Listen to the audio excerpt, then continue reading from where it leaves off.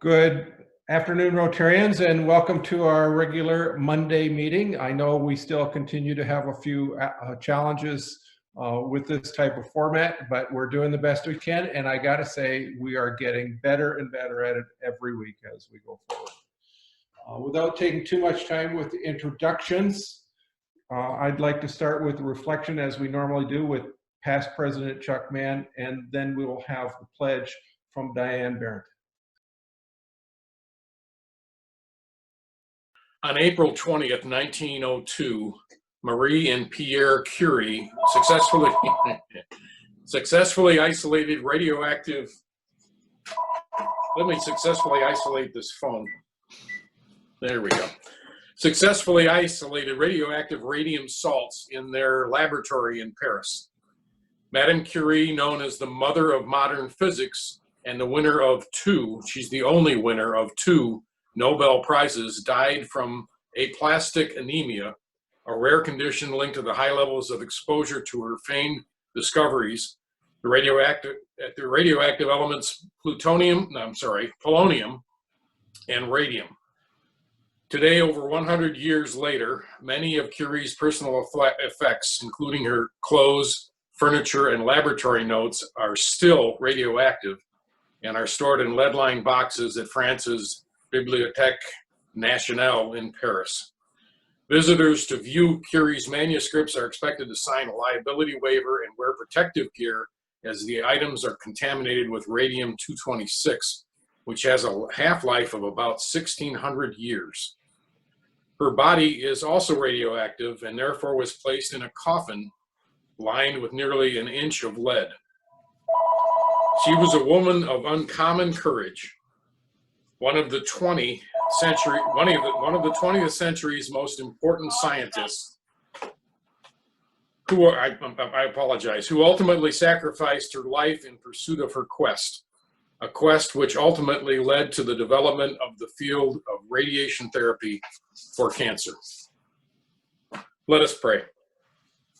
God of wisdom, please bless medical scientists and researchers around the world with skill, insight, dedication, and fortitude.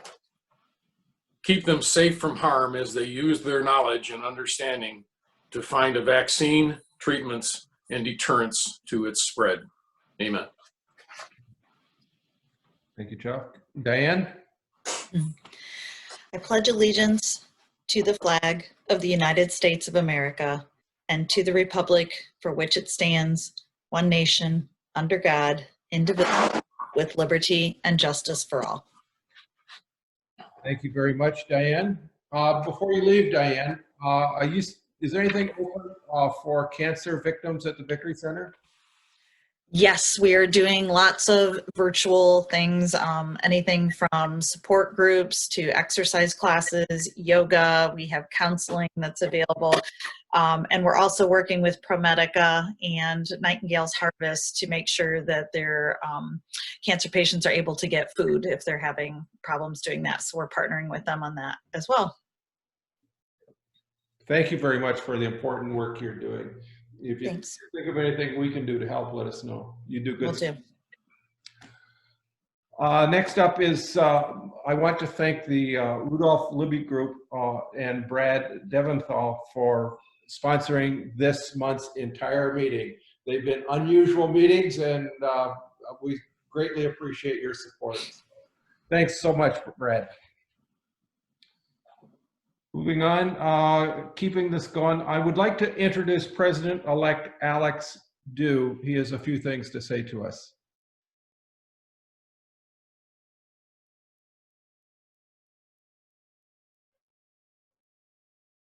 Alex? President Tim.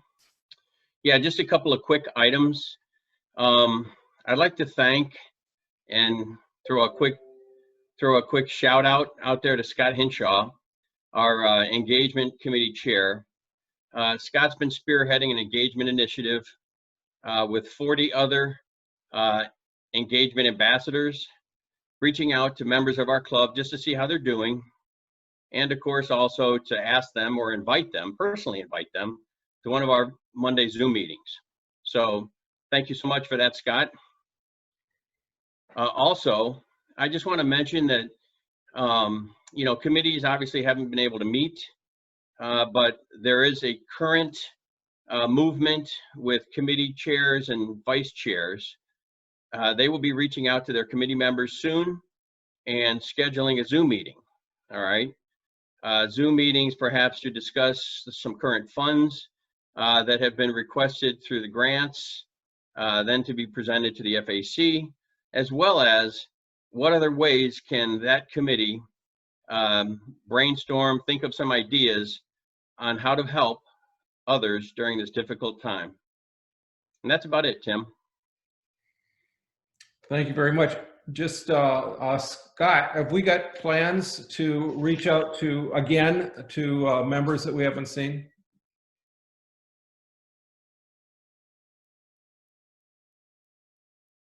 Yeah, I don't know if I'm still muted. Oh, I'm unmuted now. As far as I know, I think the lion's share of that reach out has been done by the ambassadors. They've done a really great job. We've done it both by email and by phone calls. And I think everybody's been really appreciative of it. I think there is still some more to go. And obviously, as we continue further into the restrictions and the stay-at-home orders, things like that, we'll probably continue to do so. We'll just, you know, reconnect again with folks. And there's also, we've also got some other ideas and thoughts about things that we can do to keep making connections and get some folks involved on, you know, maybe some social opportunity activities during this time period. So more to come on that too. Okay, thank you for what you're doing. You know, reaching out is, whether it's in Rotary or not, is an important thing to do. There are some people that are struggling with a variety of issues, and it's just necessary to be talking to as many people as we can. You might not be having trouble, but you never know who is. So, Scott, thank you so much for what you're doing. Well, and the thanks go to the whole group. There's a lot of people working on this, so I appreciate and thank all the ambassadors for all their hard work too. Well, of course, the ambassadors, and it's you that brought them together, my friend. You're a true leader. Thanks. Alex, anything else, Alex? That's it, Tim. Okay, just a few announcements, and Travis can correct me anytime he wants. I'm noticing we got 94 members participating right now. I have no idea what's going on with Facebook. Last week we had 149 participants in this, and as Alex said, you know, we're going to be having committee meetings using Zoom and starting to restructure this club as we go forward. It's going to change us, and not all bad. So far, so good. We've actually had more participation last week than we've ever had in a Rotary Club. Travis, how many people touched us either through Zoom or Facebook last week?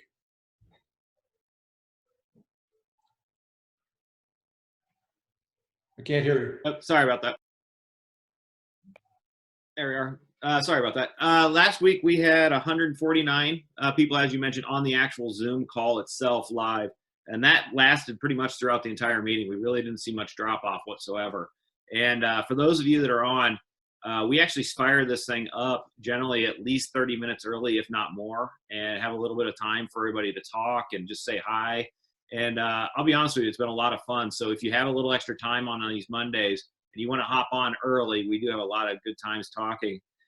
Regarding the Facebook side, Tim, we actually had over 2,000 people reached by our Facebook video last week. So that means at some point, 2,000 people saw that video fly by in their feed. And of that, over 600 actually watched the video. So we are getting quite a large group to see and interact with our posts, as well as being a part of these live meetings on Zoom as well. When you work with Facebook, are you able to tell who's looked and where they're from? Great question. I have the ability to look at some of the analytics. I don't know that we can see the individual, but I really haven't dug into it, to be honest. I haven't really had a lot of time to do it. Okay. Any questions for anybody? This is an important area that we're working in and what we look like. Anybody got questions for Travis? I hope we'll take questions. Hey, President Tim, I'll chime in real quick. Just you wanted to know if you can see who's watching. Part of how we get access to that is that they actually comment. And so we actually do have a Rotarian from LaSalle, Ontario, who is watching live in our live stream as we speak. Oh, very cool. Bienvenue, LaSalle, Ontario. Okay. No questions, just moving on. Mr. Murphy, are you ready to introduce a new member, a brand new Rotarian? On? You Yes. are. The new Rotarian is Justin Carter. Bringing with him over a decade of gaming industry experience, Justin started his career with Caesars Entertainment at the Harrah's St. Louis Casino as the president's associate before serving as director of customer service for that property. He went on to hold operational leadership roles with the company's Bahamian project and at Caesars Casino in Atlantic City and Kansas City. Following which, he joined Caesars South African property Emerald Resort and Casino as operations executive. At Emerald, Justin's operational oversight included the casino, the hotel, the zoo and safari, and the water parks. In his last international stint, he served as general manager of Manchester 235 Casino in Manchester, England, and as regional director of Caesars United Kingdom's provincial casinos. Upon his return to the USA, Justin serves as assistant general manager of the Horseshoe Casino in Cincinnati, Ohio. While in Mississippi, Justin served as the chairman of the Mississippi Gambling and Hospitality Association, which represents over 28 casino operations in Mississippi. In 2015, Justin joined Penn National Gaming as assistant general manager of their flagship operation in Charlestown, West Virginia. Shortly after joining the company, Justin was promoted to general manager of their Hollywood Casino, Tunica properties. Justin was named Tunica general manager with responsibility for all 3 Penn National Gaming Tunica casinos. Justin received his bachelor's degree in chemistry and biology from Dartmouth College and obtained an MBA from Purdue University. He is a native of New Orleans, Louisiana. Prior to the gaming industry, he worked for 7 years as a drug discovery chemist and later drug manufacturing supervisor for Abbott Laboratories in Chicago. Officially joining Hollywood Casino Toledo in October of 2018, Justin also oversees the operation of Hollywood Gaming Mahoning Valley, located outside of Youngstown, Ohio. In Toledo, Justin sits on the board of the Toledo Regional Chamber of Commerce, as well as the American Society Volunteer Leadership Council. Please join me in welcoming Justin Carter to the greatest Rotary Club in the world. Justin, we haven't figured out how to do applause yet, but you just got one. It's my honor and privilege to welcome you to what Gary just said is the greatest Rotary Club in the world. We've been around for more than 100 years, and we're proud. We're going to be here for a long time in the future. We're both a social and a service organization, and we fully intend to continue doing both, and we really would enjoy your participation on both of those. So, no, thank you very much. Having said that, normally I would give you a pin. It's a really cool pin. It's got a logo on it that looks like this, and it says you are a Rotarian, which you are now. You've been introduced to the club. You're the newest Rotarian in the whole world, by the way. Well, that's an honor and a great distinction. Even though with social distancing, I will enjoy the pin when I get to it. It's an absolute honor. and pleasure. You know, not to be discounted. Joining on the calls early is just as amazing as being on the calls. It's a true testament to just the wonderful people that's part of the club and the camaraderie that exists. It's an honor and a pleasure to be part of it. At this point in my life, you know, shucks, I should have stayed in chemistry. I guess that's the hot thing to do to work for Abbott Labs. Whoops. You know, but no, it's an absolute honor, and I can't wait to get involved and to be a functioning and a member Rotarian in Toledo. So thank you. Thank you, Justin, and welcome aboard. I have to say to you that we happen to know that if you become involved in one of our committees, and we have a bunch of them, that our service committees, you will make friends for the rest of your life. Good friends, because you will have done something important and work with them, with the other members of the committee, and you'll become a Rotarian. And we have to be in some of the committees and participate.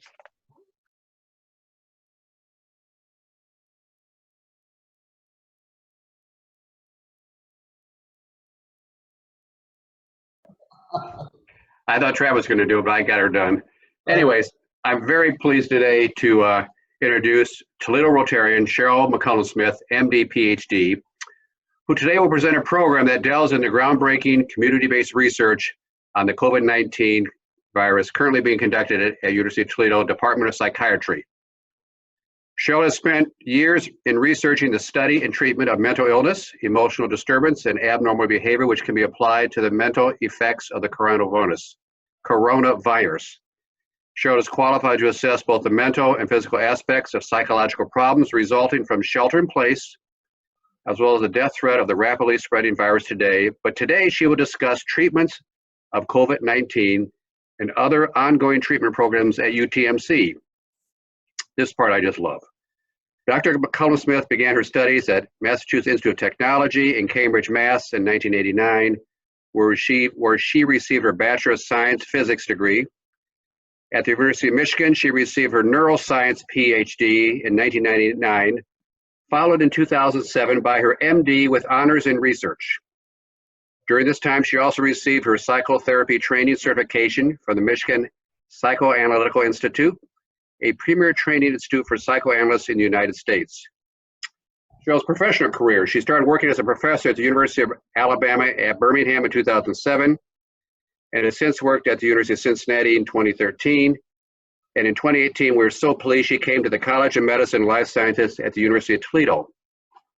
Her CV is impressive, with some 25 pages of honors received and papers she has written. We're very fortunate to have her as at UT as well as a Toledo Rotarian. Cheryl joined Toledo Rotary in 2018. This is the best of all, President Tim. Dr. McCullumsmith lives in Sylvania with her 15-year-old youngest son, who attends Maumee Valley Country Day School. A hamster, rabbit, 4 cats, including a kitten, and 2 adopted youngsters who attend UT. In addition, Cheryl's 4 other children range from 19-year-old twin girls and boy triplets, and a son who was 24.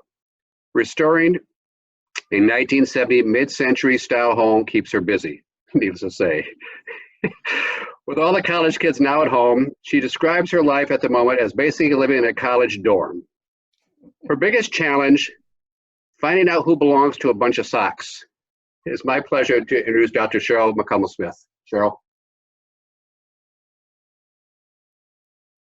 Hi, well, thank you very much. That was a great introduction. Let me see, sharing screen is here, and share this. So thank you very much. Been wonderful, and it has been interesting being at home with a bunch of 19-year-olds, so who hopefully will all be quiet while I'm talking, but we'll see. Why am I not seeing the slideshow? Okay, so I'm going to talk to you about a lot of different topics today that are going on at University of Toledo Department of Psychiatry. And I will ask that they send out my PowerPoint slides, because I'm going to be cruising through these pretty quickly. but there's a lot of things that I would like you to know that we're doing. And we have a mission to save the world. And I know that sounds ambitious, but that is our mission. And I'm going to be mostly talking today about overdose, suicide, and our COVID projects. So I came here 2 years ago as the chair of the Department of Psychiatry.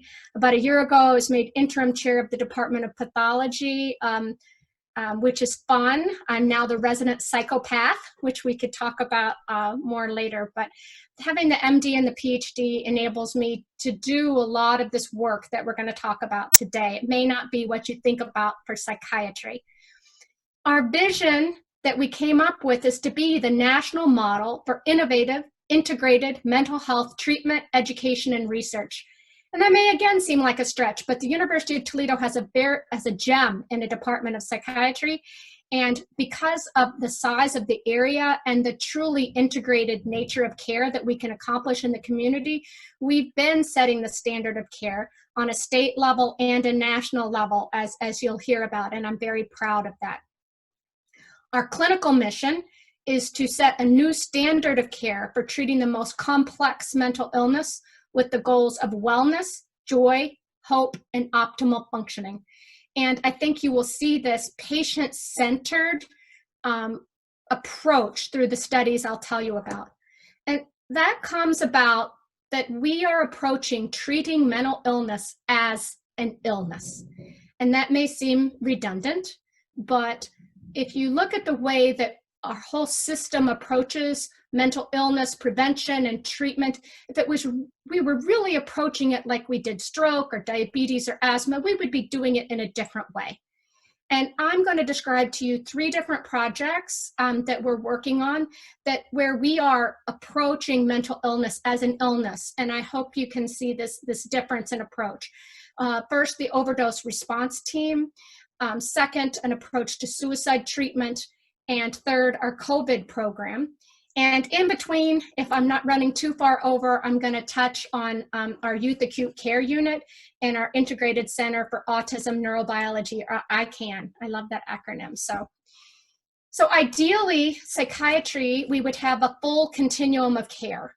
And what does that mean? That means that we would be providing services all the way from emergency care to an observation, to inpatient services, to an intensive outpatient, to outpatient, to brief consultations, to collaborative care, which means integration in with primary care.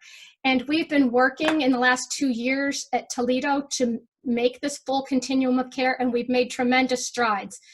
When I came here, as in most places, we had inpatient and outpatient. Now we are coming close to having the full continuum care in many areas. We have it for substance use. We're working on it for child and geriatrics, as well as adult psychiatry. But there are more services in the community for adults, so it's not as troubling. And I need to advance. It is not advancing. And to provide this full continuum of care, I want to emphasize that we really need kind of this rainbow spectrum of providers. And I think that the spectrum of providers is just as important, if not more important, than the full continuum of care. So you notice that the physician is down here at the very bottom. In many ways, I feel that we're the least important part. The real glue that holds all of this together are our critical social services, care managers, counselors, clinical social workers, psychologists, neuropsychologists, and we can do a lot of things if we really reserve the roles of the psychiatrists, which are becoming very rare, to a more limited role. And so we'll be talking more about that and how we use all of this team to really create a very patient-centered system of care. So the first program I'm going to talk about is something we've focused on in the last 2 years, which is our treatment services for opioid use disorder program and pain. When I came here, we had 10 beds of inpatient services, and our goal, and no outpatient services and no other services for substance use. Our goal is to make treatment available everywhere and to train providers. And I'll tell you about what we did. But first, I want to make sure you know a couple things. what are opioids doing anyway? And why do some drugs lead to abuse and dependence?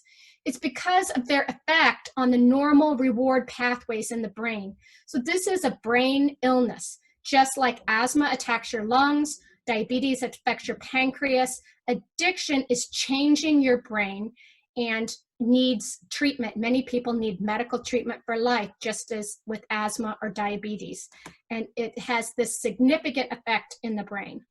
The reward circuitry that I'm going to talk about is this circuit here. This is a slice through the brain, like from front to back, and starts in the ventral tegmental area to the nucleus accumbens, that's for fear, and the prefrontal cortex, which is our decision making.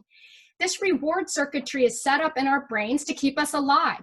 So when I say reward, I don't necessarily mean like getting a lollipop or a prize, but it's things that keep us alive, like food, hanging together in social groups, drinking, and sex.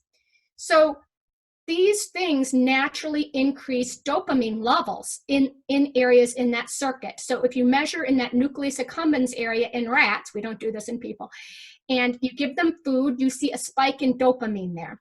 And it also happens with sex. So all of these things that help our species and our individuals survive are activated by this reward circuitry. The problem is that substances of abuse like amphetamine, cocaine, nicotine, morphine also do this, except they do it at a huge scale. If you look at the numbers here about the dopamine release, these are in the thousands. They're super high. And so what these substances are doing is making your brain think that these drugs are the most important thing for you as an individual to survive. So it has changed the brain, and it has changed the brain in sometimes a permanent way and often in a very long-lasting way. So many people will need treatment for life. Just as if you had an exposure to a toxin that you're breathing in that damages your lungs and causes asthma, this is similar. Something that you have taken in has changed your body and changed your brain. And for some people, just as with asthma, they might recover. Many others won't. And we can see this if you look at these brain slices. This is looking at the brain sliced like horizontally. You can see we're looking at that circuit. There's the areas in yellow and red. On the left are normal folks who have not been addicted to drugs, and on the right are normal folks who've become addicted to drugs. And the various drugs here are shown on the left, but they all have kind of the same effect. The more activity in these areas is shown, or receptor availability is shown in hotter colors. So in the normal brain, you have a lot of receptor availability. When people become addicted to drugs, this circuit has changed and the receptors are not available. So things are not as pleasurable. People don't seek food as much. Nothing is as important anymore as the drugs. And so you can see these pretty dramatic changes in the brain. Many of you may have seen video of mice or rats that select for cocaine versus water or food, even though they're starving to death. What's interesting too is that these changes can persist for a long time. So on the left is a normal brain, on the right is a brain of someone 80 days after they last used methamphetamine, and their brain areas are starting to return to normal. You can see some increase in red and yellow there, but still not quite right, not quite where they should be, not quite as much function. So does that mean it's hopeless? No. We do have medication treatments, and we also know, if you look here, that this is a normal control on top. Person 1 month out of using methamphetamine, you can see a little bit better, and 14 months later, they're looking a lot more normal. So 14 months for a lot of people is a time frame where they can be better. And so it's incredible that the relapse rates aren't actually higher if you think about your brain chemistry being so changed. And in fact, the relapse rates for drug addiction are between 40 and 60% depending on the study, which is similar to that seen in type 1 diabetes, and actually lower or similar to that in hypertension and asthma. All of these illnesses are recurring illnesses. So the reason why they can't quit is because that brain chemistry is changed. That prefrontal area I showed you was your control area, and it is decreased, and your ability to, your reward circuitry is also decreased to respond to normal stimuli. So your brain has changed. So now I want to show you why the medications work. And I have some props. We'll see if I can get the props to work. Because that, I'm going to backtrack. This is showing it in, can I switch it to see me? Stop share. Can you guys see me? Because I see Zach. Okay, so this is a ball and toy. So if you have normal opioids, they come in and out of the opioid receptor in your brain, and that makes you happy, just like it kind of makes me happy every time that goes in. Buprenorphine, which I dropped, it's in here, but not exactly, right? You see, it doesn't go all the way in and really cause the effect. And it sits in there and it keeps the opioid from going in. So it has a partial effect, but not entirely. And it's sticky, see? And I can get it out of there, but it's stickier, so it lasts longer. So this opioid can't have that effect. And in case you're wondering, Narcan sticks in there and kind of stays. And so the opioid can't go in at all, and people go into withdrawal. So that's why it's really important that people get treatment right after their overdose, which leads to the overdose response team. So because when you give somebody Narcan, you can't have any efficacy of your reward pathway by normal means. So back to sharing my screen. And back to here. So that's a more fun description about how those things work, I think. And how do I get that going? Uh-oh. So buprenorphine works similar to how other medications work, just like insulin works for diabetes and other medications work. Buprenorphine improves treatment engagement, reduces relapses, prevents overdoses, and reduces healthcare and criminal justice costs. It's well established. So we have a medication that works and systems of care. So why isn't this connecting together? So we decided to look at it as a business model, and we decided to look at distribution and supply chain. So we're asking patients to come to us. You wouldn't ask people to travel 50 miles away to get a Coca-Cola. You want to put Cokes everywhere. That's why there's vending machines everywhere. So we need to make sure that our treatments and opportunities for treatments are where the patients are. So we've done this in a variety of ways. On the left-hand side, we've worked to have more integration of opioid treatment into primary care, which I'll talk about a little bit later. On the right-hand side, we've put a lot more counselors and rapid access into our ERs. And what I'm going to talk mostly about is in the middle here, our overdose response team that we developed over the last year, which has been very successful. So this team takes patients, and Ashley Kopanis, who's joining the Rotary and is the project manager for this, and Tanvir Singh is the medical director. And we developed this in collaboration with the City Council, with Gary Johnson, who is tremendous in this, police, fire, and EMS. And what happens is after an opioid overdose, patients are given transportation and are given opportunity to have medication-assisted treatment immediately, and without checking on insurance, without waiting around to be taken in. We take them directly into our treatment program, and we connect with the outside agencies and get them outpatient appointments immediately on withdrawal. And it's been a real community effort, and it's been tremendous. And if people decide not to come in right then, they have a card, they can call us, and we say, where are you? We're coming to get you. So Ashley just gave me this data this morning. In about 10 months, we have touched 474 people, 637 episodes of care. 50% of those people have engaged in outpatient care, which is just tremendous. if you think about, these are not people coming in asking us for help. They're people who have just had an overdose, and we're kind of saying, please come get help. And part of this is the transportation, and we have engaged in 57 individuals to provide free transportation. And when you do provide transportation for folks, you get a higher percentage of linkage to care, 62%. So breaking down these barriers and making it really an easier thing to do. The other part we looked at in terms of making things work better is the supply chain. So we need more primary care providers and more people educated to provide this therapy. It can't just be a specialized thing. So one thing that we're super excited about that I wanted you guys to know about is that we have been a model system for the Care Innovation and Community Improvement Program through Medicaid. It's a quality payment program. They selected 4 academic sites in Ohio, OSU, Metro North, which is Case, Cincinnati, and us.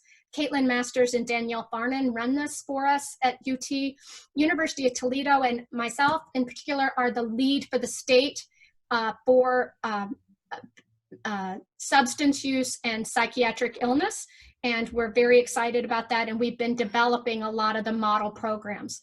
There are 4 areas illustrated here that the groups are working on. We work on problems individually and as a collective group, which is very fun. So pain rehabilitation has been started at University of Toledo and the behavioral health.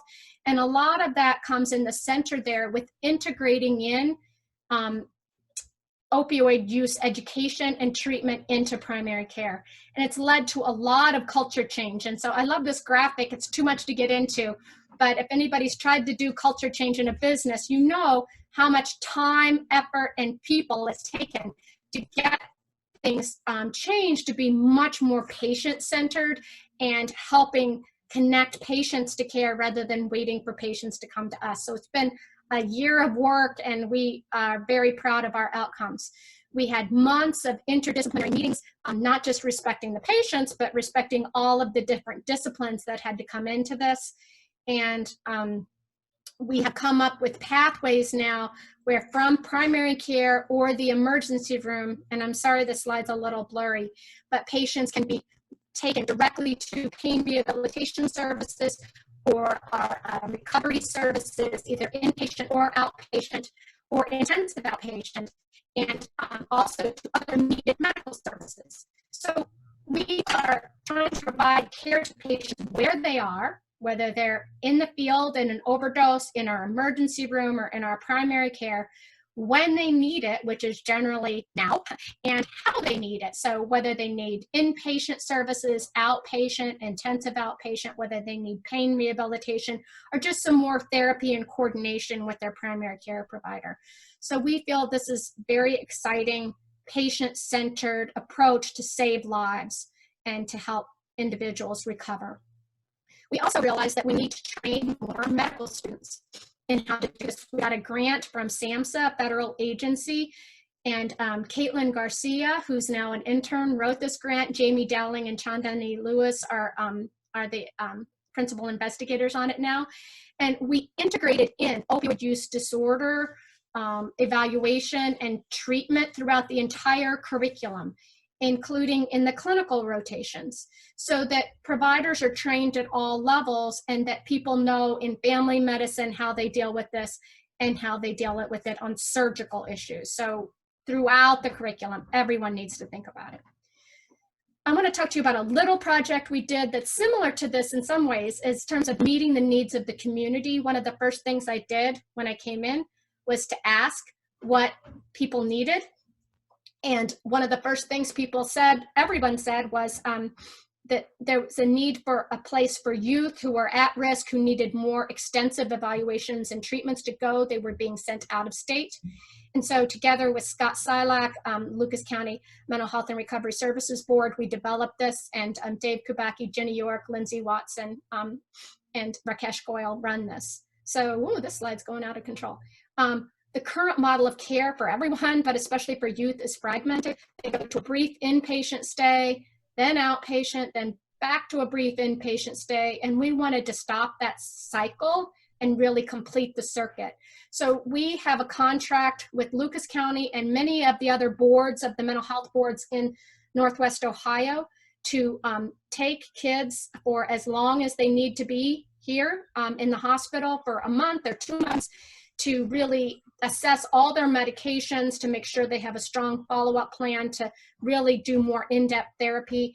And this has been very successful. We've been operating for over a year now. And our goal is to really stabilize that. So it's not just outpatient and brief inpatient, but we have an intensive inpatient option, and we're working towards the next step of having an intensive outpatient program as well to really further stabilize youth before they become adults. Okay, next in our whirlwind here is treatment of acute suicidal ideation and behavior. So this is treating suicide like an illness.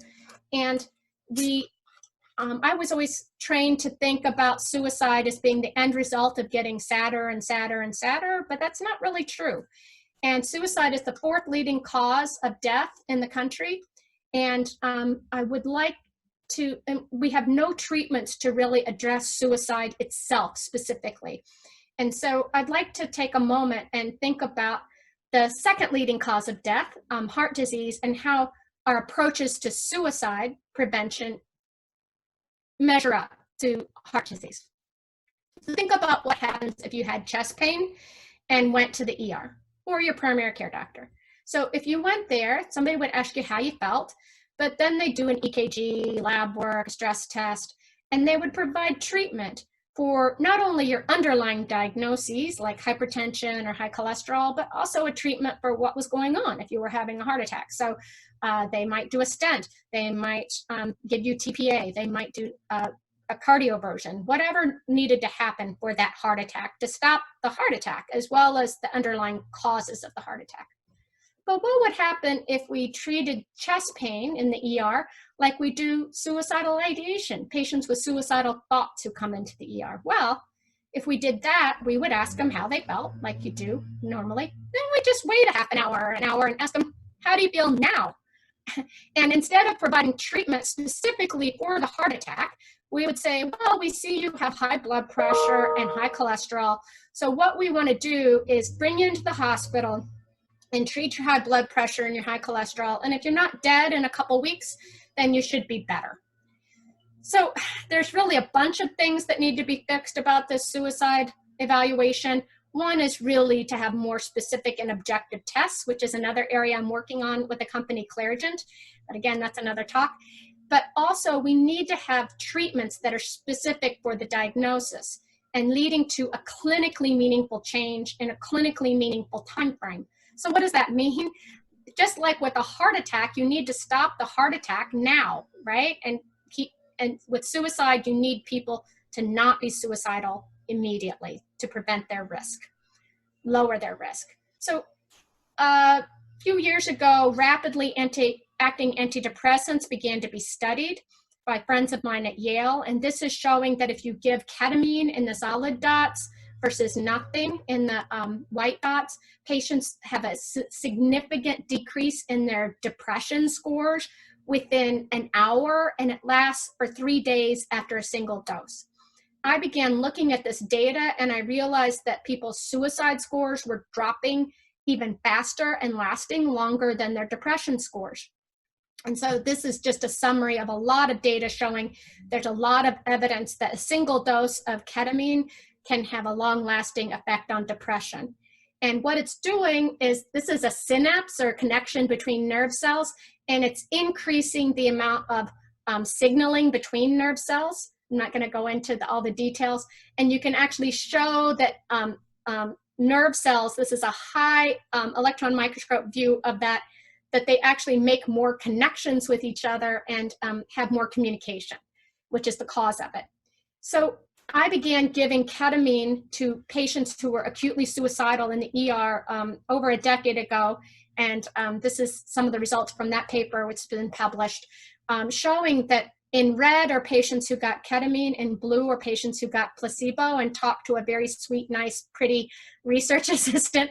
So their depression scores also went down, their suicide scores. These are suicide scores. But you can see in red that the patients with ketamine had a very rapid decrease in their suicidal thinking that lasted for 3 to 4 days, significantly different. So there's all this area in here of being a lot less suicidal for a lot less time. So you can see here, this is no suicidal thinking down here.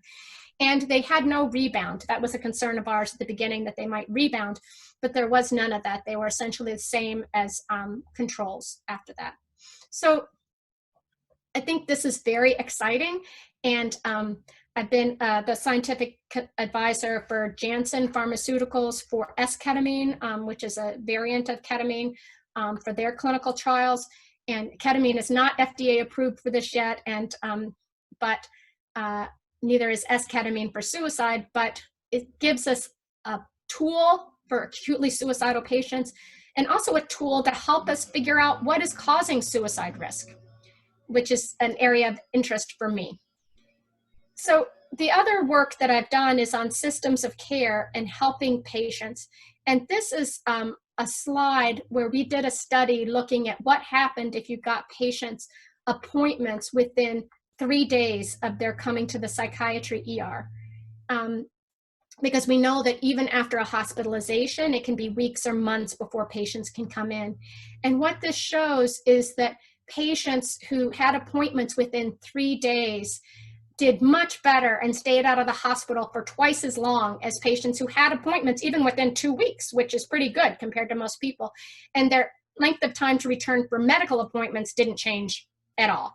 So this says to me that people coming in psychiatric crisis are truly in crisis. They need seen quickly, just like they do if you're having a heart attack or stroke. And they also need specific treatments for their suicidal thinking. And so if we can provide rapid care and rapid treatments that are effective, then I think we can really save a lot of lives. So we're developing a suicide prevention center that has screening, monitoring, assessment, rapid access to meds, real-time follow-up visits within a few days, and leading to treatment and cure for suicidal thinking and behavior. And we're very excited about this. We're just starting it, but one more part of our patient-centered continuum of care, preventing overdose, preventing suicide, and we're very excited to have a patient-centered focus to help patients in the way that they need help. I want to touch briefly before we go on to COVID on a very exciting project. Elisar Andari is a PhD scientist that we recruited from Emory University, and she is directing an integrated center for autism and neurobiology, the ICANN Institute, which I love.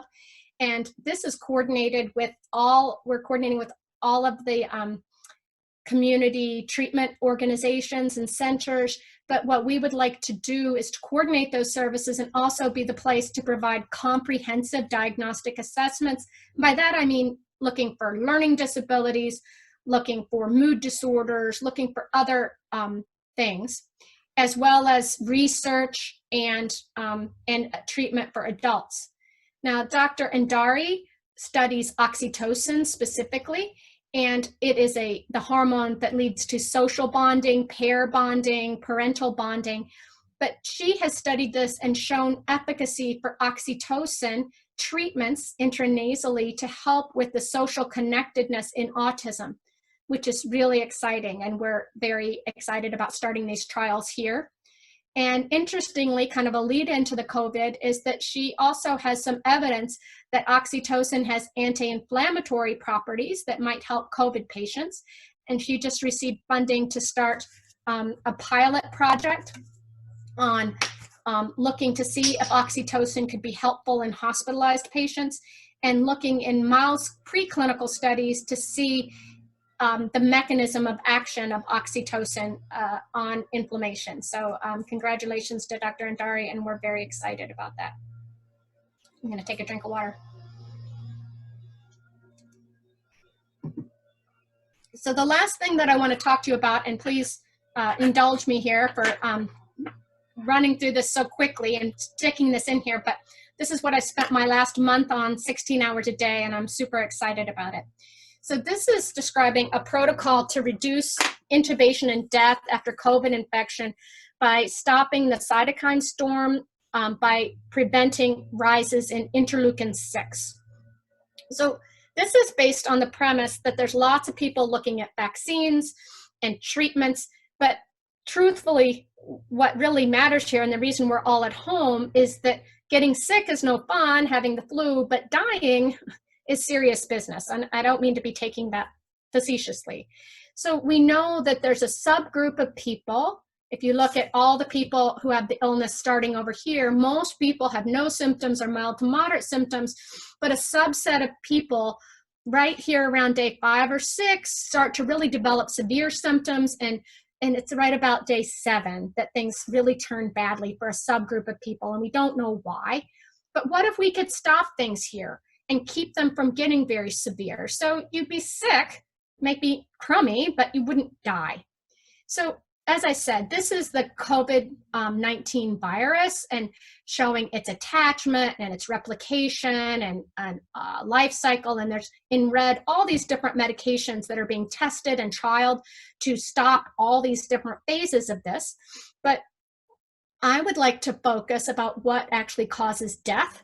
And it's this area over here. This interleukin-6 causes hyperinflammation, which is also called a cytokine storm.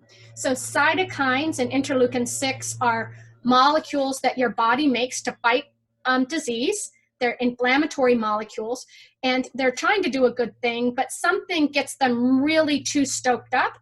And we think this may be part of the reason that older individuals have more of cytokine storm, because they've had more exposure to more of these types of viruses. But our own immune system causes a cytokine storm, which leads to pneumonia, organ failure, and death in many cases. So what we want to do is to prevent that increase in interleukin-6 that causes that cytokine storm. And I started thinking about this, and I'm a consult liaison doc, which means I spend most of my time in the ICU treating people who are very ill. And we give antidepressants, especially fluoxetine, to patients who have hepatitis C, and to help with the depression. And we discovered that part of the reason it was helping with that is to reduce IL-6. And so we do need medications that stop interleukin-6. And interleukin-6 starts this whole tornado of the cytokine storm. And you can see it just feeds off, and more cytokines get produced.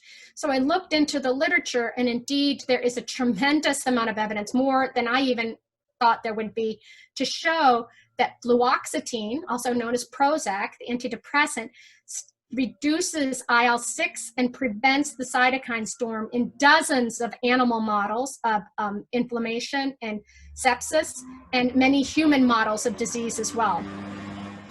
And I'm sorry, they seem to be mowing my yard. That's miserable. So fluoxetine. Cheryl, if I may, I just want to give you a quick warning that we're getting a little tight. So Yep, I don't rush you, just wanted to warn you. Yep. Fluoxetine is reducing this interleukin-6 through the NFK beta pathway. And I'm not going to go into this, but just to show you, this is a separate pathway from how it does its antidepressant actions. And it's an immune pathway that it acts on. So it's not really true in all other antidepressants. And what's exciting is, when I was talking about this, that the chair of microbiology immunology has a paper out right now in Neuroscience, in Nature Scientific Reports, which is one of the top journals in the world. And unbeknownst to me, where he was giving Rolopram, which is very similar to fluoxetine, to mice in a model of sepsis. And he found that this Rolopram, also an antidepressant, prevented the increase in IL-6, but also prevented the pneumonia. Here's mice that are not treated, and there's pneumonia, all these cells in here. There's way too many cells. There's supposed to be a lot of airspace in this lung tissue so that you can breathe. And down here is when mice were pre-treated with Rolopram, which is similar to fluoxetine. They don't have nearly as much inflammation, and they have lots of nice airspace so they can breathe. We also showed through our new bioinformatics transcriptome team that the proteins expressed when you treat cells with fluoxetine are very similar to then when you decrease IL-6, even higher concordance than dexamethasone, which is a steroid that we use clinically. So our basic idea here is that we're starting a trial in the next couple days, hopefully, to start fluoxetine as soon as someone tests positive or presumptively positive for COVID-19, and test whether or not it can prevent that rise in IL-6 and prevent the cytokine storm. And fluoxetine has been given to millions of people through the world. It's safe, it has very few side effects, and people would be on it for about a month. And so we're very hopeful that this will reduce the rates of intubation and death, and we're very excited about it. So give us time to figure it out.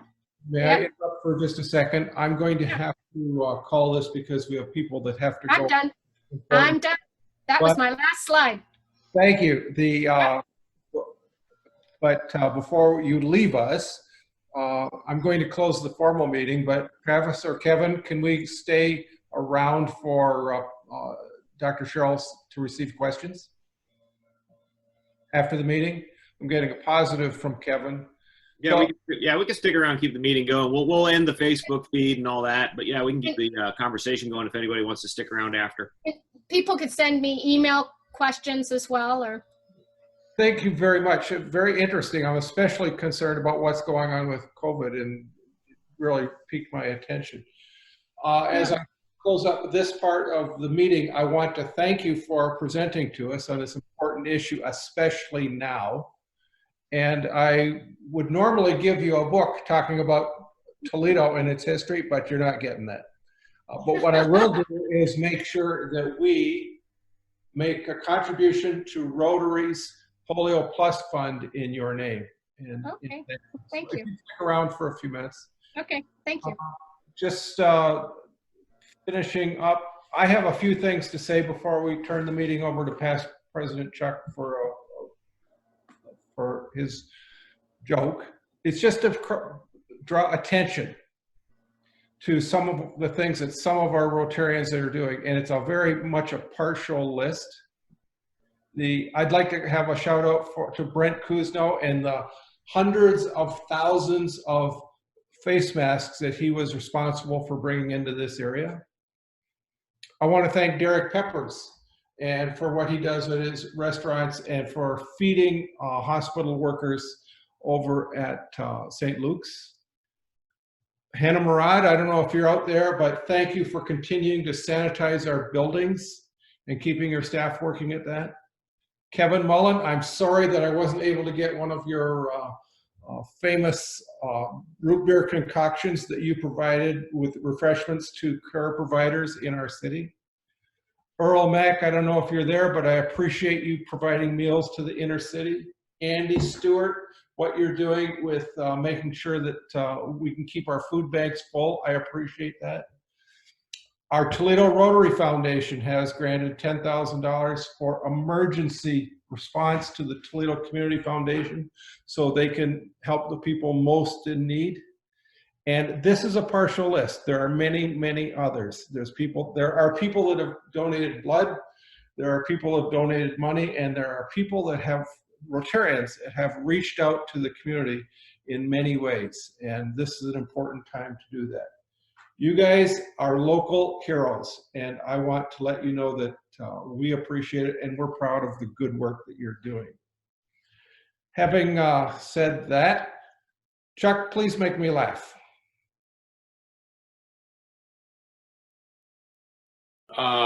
There are several men in a locker room of a private club after exercising. Suddenly a cell phone that was on one of the benches rings. The man picks it up, and the following conversation ensues. Hello? Honey, it's me. Are you at the club? Yes. Great. I'm at the mall 2 blocks from where you are. And I saw a beautiful mink coat. It's absolutely gorgeous. Can I buy it?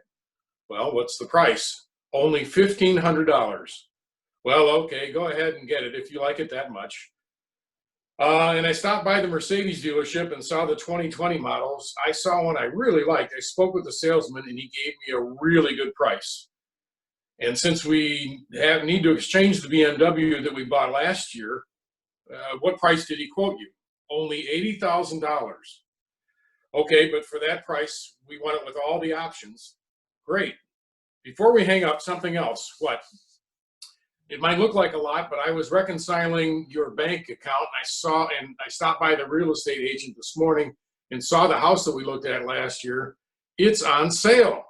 Remember the one with the pool, the English garden, the area, the acre of park area, beachfront property. How much are they asking? Only $850,000. It's a magnificent price. And I see that we have that much in the bank to cover. Well, go ahead and buy it. Just bid $875. Make sure that you get it. Okay, sweetie. Thanks. I'll see you later. Love you. Bye. I do too. The man hangs up, raises his hand while holding up the phone, and asks to all that are in the locker room, does anybody know who this phone belongs to?